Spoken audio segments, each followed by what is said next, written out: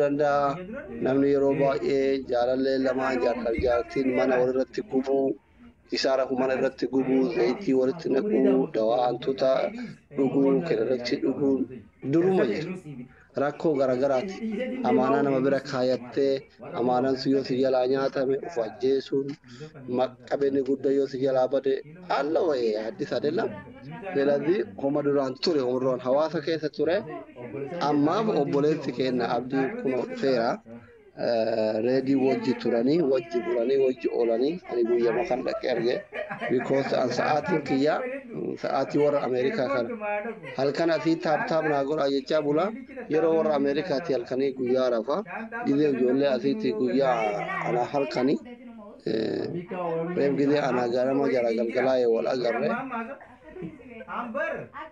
waan namni waan hubadhellee jira lamaan ni nyaama amma wintuune warri kalee beellama seena jaalallo ittiin daawwattu itti dawwala akkasuma itti daawwata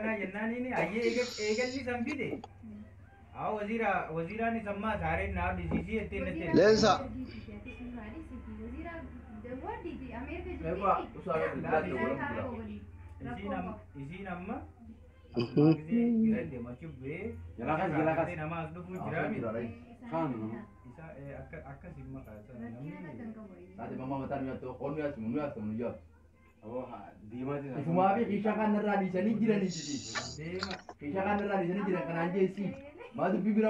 Tap what guys.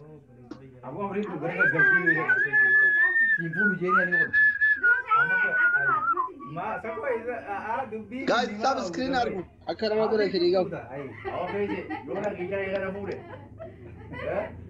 Stop screen argu.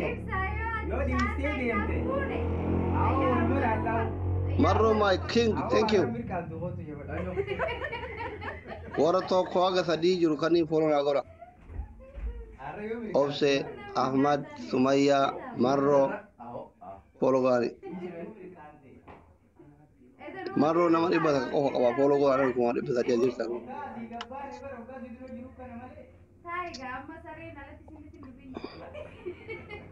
Jalalo dawalu ture ready akam. Doctor jirtani. Vai aga ya miskin ilmu gaba bi guddi fatu wajje zati ma ubinajje kajardi vai kango. Inni ilmu ta karra doani wame karra do ilmu fi jarti le marra do lubung karas nyati bae karana nyati male gana sena dala gude mani in kallat dat age tanka urti wani ante war kale wada sena unti sa bakata yalla senundi gesan sena waan tokko tokko irraa haasofna kallattii jiru haasofna dhugaan jirullee maal akka ta'e haasofna namni baay'een yaada mataa ofii ibsachuu fi waan itti fakkaate haasa'u malee hin beektaa sooshaal miidiyaa kanarratti namni wanni barbaadu waan faalladha malee waan kallattii miti waan dhugaa hin barbaadanii garuu dhugaa fi wanti dubbatamu baay'ee adda fakkaataa deemaa jiranatti fakkaata waan sanirrallee haasofna akkasumas immootu warri kaleessa waan waadaa adda addaa seenan jira waan gochuun dandeenye tokkollee haasa'uun xiqqoo nama qaanfachiisa wal qaanfachiisuun gaarii miti kanaaf warri kaleessa jirtan dhiyaadhaa isin fakkeenya taatanii akka fakkeenyatitti sana booda inni namni biraa immoo waan jirutti deema jechuudha kanaaf namni warra akka iluu warra akka ziizoo namni hundi keessan dhiyaachuu danda'uu qabdanii yookaan immootu akkanuma wal baxabatuun gaarii miti namni kenna miiran masakam na argii fa'atu baay'ata miidiyaa kanarratti yookaan immootu wanta ta'amisan irraa akkamitti qoodan argamne bakka san hin mul'anne waan jedhu qofa malee namni dhugumaan namummatti dhugumaan quuqama qabu muraasa dhugaa rabbi walitti muu firummaan kutu jechuudha namni kenna maal jaalata ajandaa uumame irratti fayyadamee irratti qoosee itti booharee itti bashannanee faallaa deemuu malee dhugaa jiruu fi haqa jiruu fi namummatti hin amanu. Wal sobuun gaarii miti. Wallaahi wabbillaahi ana sanitti hima namni kenna daqiiqaa takka si faarsee daqiiqaa lamatti qilatti si darba. Kun immoo dhugaa jiruudha fudhadha. Kanaaf kootatiniin waan jiru waliin haasofnee dandeettan itti deemna dadhabdanii immootu jala haftanii jechuudha.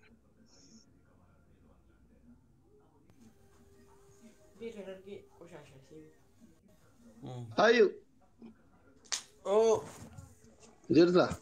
salam alaikum. Waalaikum salaam. Allah ina ga fayya da baga jiratan yabbo eddu galatomi Dr. Asli akkasuma gooticha keenya ridi atis baga jiratte. Subscribe godha guys. Abdi Muktar baga birraa sambise.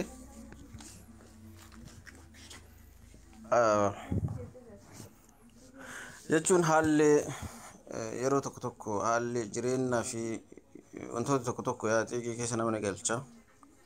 Garuu hundaafuu baga rabbi gaa lubbuu tante si baasee namni tokko tokko qoosallee godhee akka adda adda taasisuu danda'a. Garuu ani wallaahi hedduu rifadhe waan san irratti jechuudha. Yaa waa hedduu gaa beekamaadha. Hundaafuu ati baga rabbi si baase siin jechuu barbaada mata duree dursu mi'a baga jiraatte uummata keenya mee jaalalloon faalleen haa dhufanii. Injira warri galeen nagantaa qabe tokko jirootu jiru. Eenyu fa'aa warri kalee sagantaa qabe? Jaalallooti dawwal wanti ziizootti dawwalee dhufu. Akkas godha ni beekonni taara ol ziizoo iluufaa yoo dandeessan dubbisa. Illuun laayifii gubbaa jira. Laayifii irraa baase mee lammi itti dawwalee dhufa bal'ammi koo ziizootu ni deebi'a. Ayye. Alright, haye tolee kootu deebi'e. Akkasii namoonni biraa sheer godhaati. Jaalaloo baga deebiti. Salam alaikum. Baga jiraatan seni galatooma fadha. Zizo itti bilbilee zizoon daqiiqaa shamboodan dhufedha hin seena. Iluun ammoo laayifirra jira se'an kaasu bilbila amma yoo dhagayaanuu dhufuuti dhaamsa kaa'ee fi hin dhufan illee inshaallah. Laayifirra eega jiraate warri koomentii ittiin hima rakkoo qaba. Warri koomentii ittiin hima akkas. Warri koomentii kana waa himuun tokko faadha yoo. Amma dhaqqabsiisanii warri. Okay. Jaalallo kaleessa maalirraa kaatanii mee eessarra jirtanii maalirraa kaatan kaleessa maalirra keettanii addaan baatan achirratti adeemnu jechuu barbaadeeti. Yaa galatoomi ayyuu akkasuma isin hundi keessanuu galatooma aslii reedii yaadam abdiillee baga rabbi lubbuu baasee reediin ammoo qabsoo cimaa geggeessin hagammatti lubbuu isaa baraaree mana isaatti qabee yaadan waa hundaan bira jira. Galata guddaa qabdaa maqaa uummata Oromootiin galatoomsin jenna. Kaleessa asumatti mana silii dubbannee turree guruppii ijaarrannee namoota agartee gargaaruudhaaf isa kanallee fedha qaban namoota amannuu fi abdannu gara guruppiitti wal ijaarree haala saniin irratti mari'annee guruppii keessa waan godhuu qabnu goona jennee turre eegas guruppii tokko ni uumnee ni mari'annee iluu ziizoo ana ijoollee nama hedduudha muraasa haa ta'u nama akka barbaannu sanitti walga'iidhaaf sa'a beellamannee hin arganne har'a guyyaan beektaa wiikeen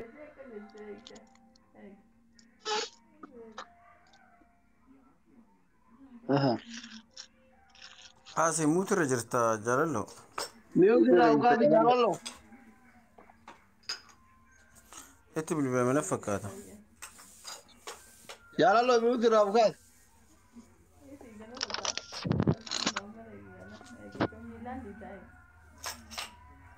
Itti bilbilamee jira.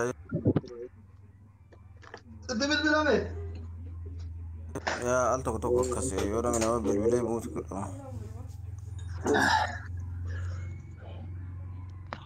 Maal beena nuti biyya keenyatti muutinne yoo ta'e ufumarraa ol naqqalla. Okay, wundi kubraan adbaacocaatiin kaasitti argaa jirtan obboleessa keenya abdiidha. xiqqashoo immooshinii keessa ture aga diyaaspooraan dhufu ijoollee biyya arabaatirraa yaada fuuna qo'a. Ijoolleen biyya arabaa kun miskiina bara. Amma bakka isin diyaaspooraan haala mijeessa ijoollee biyya arabaa kun biyya keessaa baafna. Rakkoo qabu. Haali akka dhiifama eluu bilbila eluu illee dhufaa jira. Fayyaa. Maayet. Abdii baga rabbii si baasee obboleessa kennaa waan qabnus waliin jirra abshir siin jedha qaarii kenna. Na yaadina ishee wanni tarree hin jiru wanni martin iyyuu ni tara.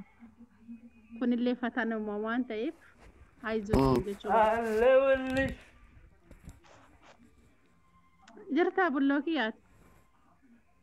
Inna lillahi inna ilaihi raji'uun.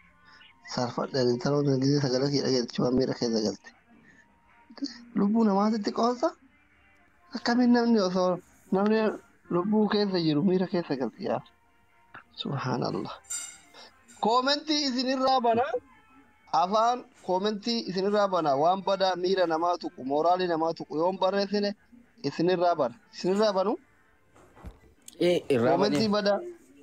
Ayyee itti fufu jaalalloo itti fufu bakka dhaabattirra. Dhiifama ilutu naa deebisee duuba kootu jedheen innis gaa dalagaa tokko xumuree dhufe jedhaan dhufaa nu ol nayitta asiliyoonni ergate.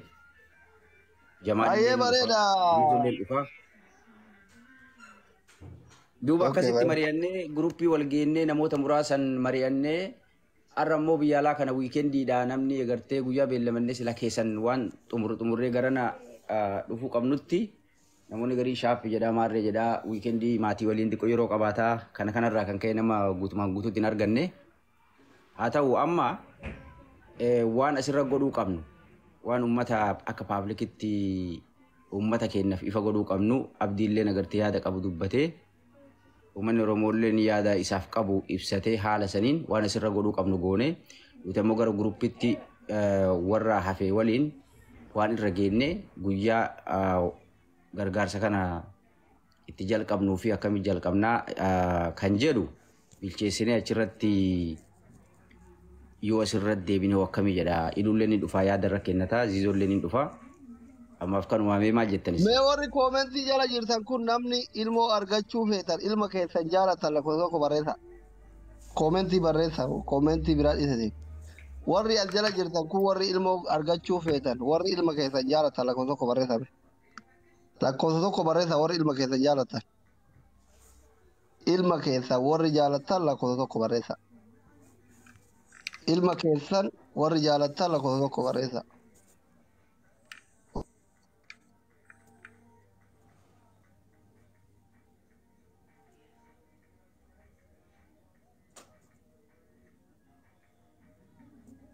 Okay.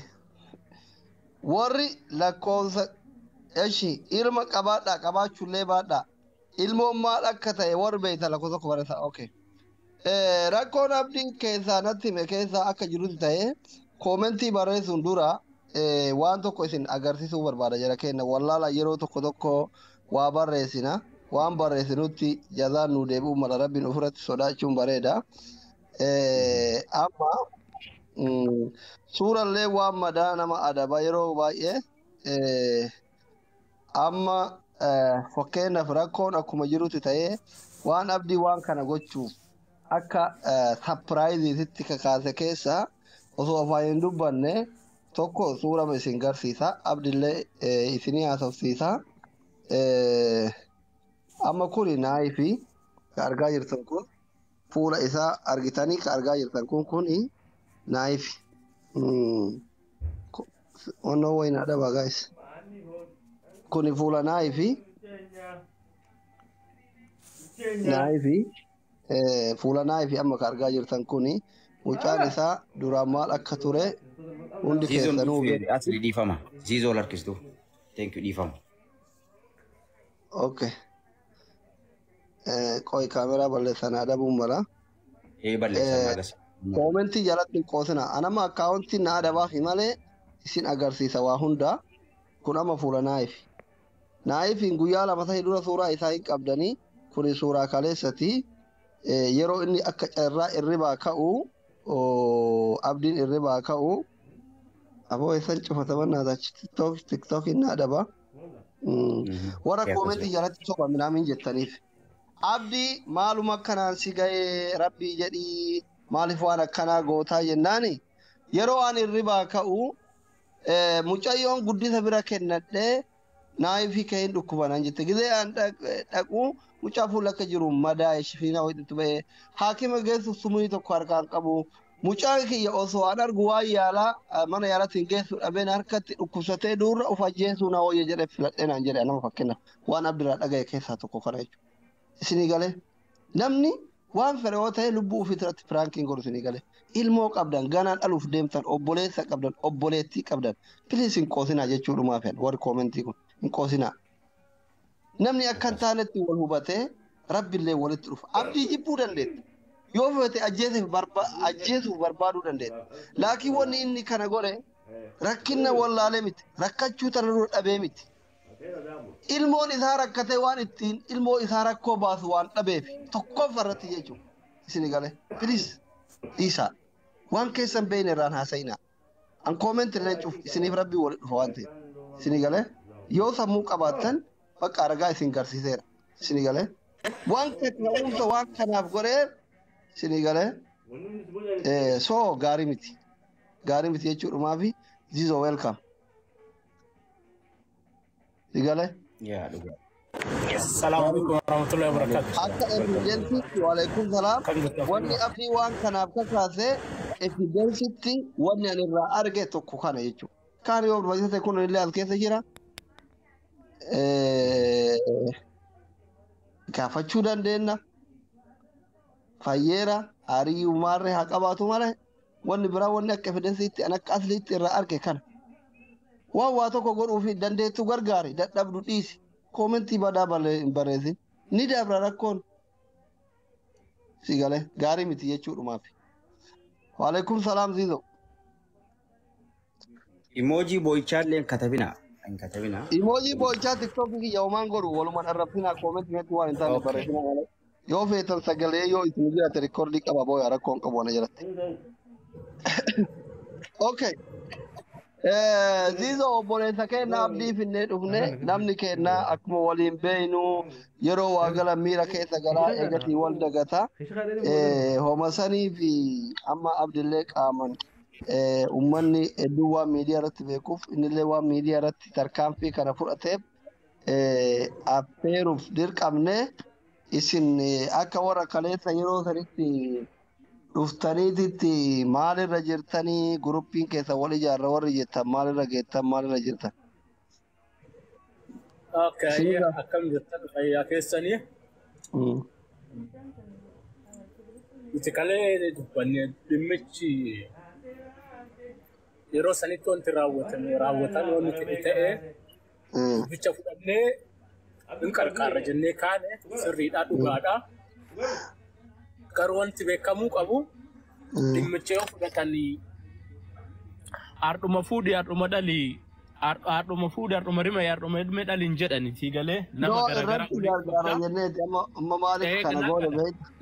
naagala kanaafuu nuti kaleessa nama muraasaan wama kanarra bullee mari'achaa turre hin callifnee ganama kanallee hin mari'annee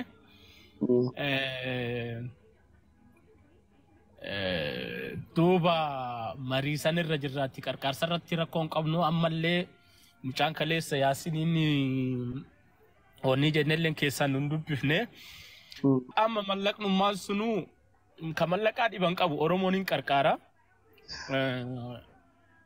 namoonni nuti garee keessatti illee galchaa jiru namoota qarqaaruu danda'anii hin jira namoota hedduu asii qabna kanaafuu namni hin qarqaaraa garuu wanni ani takka dhaamu birriinoo amma argamte amma barara abdiin la amma bararuume amma bararu dubbiin tun dubbii jarjaraa yoo taate beeta gaarii hin taate dubbii jarjaraa son ta'ini nu bira amma achi teettanii laayifii Ameerikaa beekuu dandeettan shop namni waqta wiikindii kana garagara deema laawundarii deemaa shaappingii garagaraa godhata namni waliin argu si galee guyyaa wanni kana sandee kana kanaafuu akkam goona waan jedhullee lafa kaahannee murtiitti taruufillee namoota dubbisuu qabnu dubbisnee jirra. Gareellee ijaarraa jirra nama dabalachaa jirra. Namoonni nu dabalu nama as jiru qofaa miti nama gara garaatti ka dabalamaa jiru. Kanaafuu waan kana eegaa hin qarqaarra jenne takka haalli sponsoritti argamu in argaa qofa osoo hin ta'in si galee mi asliyaati waa takka in argaa osoo hin ta'in haalli itti argamu akkam jennee odeeffannee amma yeroo sanii 8 jedhee asin dubbate malee achi as odeeffannoo nu fudhanne jaalalloolleen kun jira odeeffannoo nu argan 15 jedhanii 18 jedha kuwwan si galee. Kanaafuu information illee sanillee guuraa jirra waa'ee mallaqaallee ittiin jarjarre garuu wanni yoo ka isan sponsora harkaa qabdanii Abdii Muktaar ka amma bararuu taate birrii 8 anuu mataan kiyya baankii liqeeffadhee in ergaaf doggooree rakkoo hin qabu garuu wanni haala mijatee karaa haa qabatuuti karaa qabatee ka deeman duubatti wanni qarqaarsa haga dandeenyu waliin buufne hawaasa kanatti wanni jennee hawaasi kun waan nama guddaallee barbaachisu miti namni North America jiru kun namoota muraasa dubbisnee mijeefaa haroofaa xaliileefaa namoota muraasa dubbisnee 200 nuti walitti qabnee erguu dandeenya garuu wanti ta'uu qabu wanni maraa tasgabbiiniif haala mijeessinee akkasitti deemuu qabna malee amma ajandaa kana dubbii kana kalee dhageenye amma mallaqa yoo argine as dhisiin jenne maal godhuu dandeettani san. No mallaqa fi amma maaltu jira beektaa wanni nu jechuu barbaanne tokkoffaa Oma kana yoo akka hin dagatamne itti dhimmamamee akka itti yaadamu yoo danda'ame namootuma muraasan dhugaadha 8 illee waluma bira. I think ijoolleen hiriyoota kennaa tanarra 8 deemanii 10 illee hin jira. Namni warra waa beeka ispoonsarri yoo danda'ame bilaashitti illee homa danda'amu kun yoo namni rabbi nama laaffisee namni tokkoof namaa qabe jechuu si galee. Garuu homa kana yoo namni uf qabe amma bakkeena birriin 8 haa ta'u 10 haa ta'u. Birrii kana keessa mootummaan doolaara yoo dogoggoruu baate doolaara 250 500 qofa murata kun hin deebi'aayu tamallaash nami hono baatiin tamallaash ta'aayu bar tamallaash dhabar waan kana namni akka liqiitittillee qabsiisee fi waan gilee dhaqe suutan gaafa inni dhaqe deebi'uudhayu si galee kanaafi dilasii miti jechuu yoo itti yaadame. Yaannummaan kunuu akkamii wayi lafatti hafaa maalirra jirtanii itti yaadamaa jira. Sanbiraan immoo ammallee abbaan rabbii laaffisee fi mucaan kun abbaa ilmooti dalagaa hin qabu. Ilmoon kophaa guddisaa jira. Jalallee dhukkubsataa jira. Porofaayiliin suuraa amma isin agarsiisee ture. Homa kanallee xiqqashuu abbaan rabbii laaffisee $50 dhibbaaf yoo agasillee waan aannanii darbeefillee. Homa jedhu kaa rakkoon beeki rakkotu lubbuu fitatti nama murteessa rakkoon bakka hin taane nama dhaabdi beektaa diidoo kennisa dhugaa rabbiin amma hiriyaa kiyyaaf waan akkanaa jedhee himachuu akka ofii kiyyaatitti saalfadha hin qaanfadhaayyuu maaliif rakkoon bakka hin taane nama dhaabdi wallaahi isini galee kanaaf rakkoo amma mucaan kun dhugaa rakkoo hamaa keessa jira wallaahi akka kadhee isinitti hima isini galee. Abbaan fedhe haa qoosuyyuu abbaan fedhe waan fedhe haa jedhuyyuu namni lubbuu fi qofaanuu yoo waan nyaatee bulu hin qabne yoo beelee sa'a tokko waan sa'aatii ganama faxaraa shawwadee qadaa faxara iraatti ittiin deebine miqii qodha yaa beekaa si galee inni kun ilmoo guddisaa kiraa mana qaba ilmoon kun ati dhabde hin beeytu si galee akka yookaan yuutuubii dalagataa hin jiru akkuma keenya taaptaabii kanaa yoo hin jiru dalagaa hin qabu haadha manaatiin akka duraanii waliigaltee qabaatanii dalaydee ittiin fiddu biyya kanatti biyya baqaa kanatti takki ijaartii dalagee itti fidaa takki humaa achi jetteetiin of dabbarta takki fira alaa qabaattee firri si gargaara ka kanarraa hafeeni dalagaan dheeraa dalaguu hin jiru yoo kana keessa biyya kanatti yoo jaartiin qabaanne yoo alaa fira hin qabaanne yoo olii gad onlaayinii kanarra yuutuubii makanarrallee haa taatu TikTok makanarrallee haa taatu daalarra gangarattee waa gabii wayii haa xiqqaatu argachuu hin dandeenye ciifteetuma duuta malee biyya kanatti akkuma biyyoota biraa Sumaalee Yaman kadhattee namni bishaan sii kennu hin jiru wallaahi sii galee waan kanatti abdiin asraggicee minaa giraachuu gaqqabee isinitti wanni himu rakkoo keessa jira as keessaa baasuu dhabuun dhimma keessan sini galee namni halkan tokko waan nyaatee bulu guddaa waan kanarratti osoo itti yaadamee gaariidha mee daqiiqaa takka jalla jara keen daqiiqaa takka waan gaariidha galatooma ulfaadha amma mee akkana haa goonu dhimmi ispoosaraa yeroo fudhata xiqqo. Amma gargaarsa isaa kana bifa lamaan haa goonu. Bifa tokko akka emerjensiitti hatattamaan gurbaallee warraa dhukkubaa jiruuf haala inni keessa jiru kana uummata Oromoo paablikii kana hubachiifnee akkuma amma hubachiisaa jiru kanatti kaashaappii qopheessinee namni rabbi laaffiseef gargaarsa hatattamaa ka lubbuu isaa kana baraaruu danda'u ilmootanallee mana yaalaa ittiin geeffachuu danda'u haala mijjeessinee gargaaruu itti fufuu. Kan ammoo ispoosaraa keessan keessoodhaan wal taane isinillee asii abdeetii agartee walii kennaa waan irra geenye. Akkasitti haala saniin odeeffannoo Yaasiin gurbaa Kanadaa jiru haala ispoosara kan itti agartee argachuu danda'anis gargaarsa kan ammoo akkatti walitti qabuu dandeenyu namoota irraa walitti qabuu dandeenyu nu gargaaruu danda'an akkuma guruppii keessatti idaanee jirru kanatti guyyaa godhannee haala saniin irra jabeessine nuti keessan dalayna.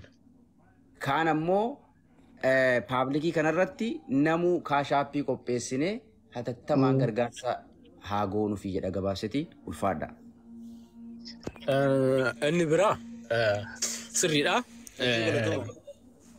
Haganni wanni ispoonsarri kun ta'uuf innillee jiraatu qaba ilmillee jiraatu qaba dhugaadha. Biyya sanitti bari waan beekuu qabdan uummata keenya biyya sanitti Abdii Muktaar qofaa miti karakkata akkasitti beeka. Abdii Muktaar itti hammaatteeti. Seenii galaami itti hammaatteeti. Lubbuu isaatti ol ilma isaatti ol irratti taateeti kana beeka. Inni biraa immoo abbaan qarqaaruu barbaadan qarqaara. Abbaan hin qarqaarre as jala deemtanii pilis afaan hin banina. Bakka yoo waa godhuufii dandeettan godhaaf yoo hin dandeenye du'aa godhaafi yookaan immoo hinduune ati maalii hinduune akkana jettan dhaaba hin qoosina namni lubbuu ofiitiin hin qoosu nafsee ofiitiin hin qoosu. Bakka wanni fedhe waan fedhe haa uumamu waan fedhe haa ta'uuti. Namni qarqaaruu barbaadan qarqaara kan hin qarqaaru jettan isan hin galchuuti dhugee moo dhuguu baate du'ee moo du'uu baate keessaa bahaa dhimma keessanii miti kun ajandaa keessanii miti. Kanaafuu gara yaada kiyyatti yoo deebi'u akkuma jaalalloon jedhe sanitti iluutti bilbila nu jalaa kaasuuti irra fana fakkaata. Kaaseen dhufa. Hin dhufa jedhee. Kaasee kaashaappiin qopheessinaa namni Noorz Ameerikaa kee jiru kaashaappii kanarratti ammuma. Waa'ee ispoonsaraa dhiisaa yeroo fudhataa sun amma yoo argame ammatti wanni ta'u hin jiruuti garuu amma. Hayyee mee amma akkana godha haasayaan guddifnu osoo doolaaruma kuma takkaala malee arginee fi mee warri amma kaashaappii ziizoo iluu keessaa warri kaashaappii qabdan abbaa rabbi laafiseef $50 yoo walitti darbineefo. Kanuma. Jaalalloo kaashaappii kan keematti asii kiyya eeggata taaksii irraan kaffalle ganaa onni godhuufi. Okay. Kaashaappii kiyya ni eegallaare. Nama darbuuti.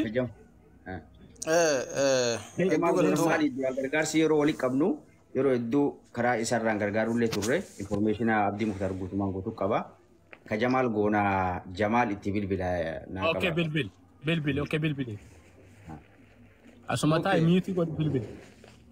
Warri kun waan dhiyaate malee hayyuu fa'aan dubbadha. Hedduu galatooma Aziizoo akkasuma obboleeyyan kiyya warri ammoo kana yaada kana dubbachaa turtan hedduu ulfaadhati. Dhugaa rabbitti waan hedduu nu gaddisiise waan hedduu nu rifachiise keessaa wanti taateen kaleessa ta'e sun dhugatti namni ilma tokkocha qabu bira deemuu hin barbaadu eenyuu ta'ee jechuudha. Garuu gaafa rakkoon akkuma reefu tana Aziizoon obboleessi kiyya baanu humnaa ol sitti dabarte murtii kana kaattaa jechuudha. Kan akkasitti hubadha warroonni amantal takka reefas jala deemtii sabboontuu jimmaatti sadaqaa kadhachuudhaaf amma kana walitti qabdanii jetti. Koomentiin isa amma sadaqaa warri rakkatettu nama rakkatettu agartee rakkoo beekuttu waa dubbataa jechuudha. Ati dhugaadha waan rakkatiniif kan haasofta jechuu barbaadetiin gabaabumatti wanni amma jiru nuti waan dandeenyu gurbaa kana ammatti kara dandame hundaan waan inni amma ittiin jiraachuu danda'uu fi mucaa kana keessatti ittiin hakkamachuu danda'u san qofaa miti lubbuu isaatiif iyyuu haalli kaleessa ittiin mana yaalaa ittiin agartee namni gaafa dhaqee jedhu hamaadha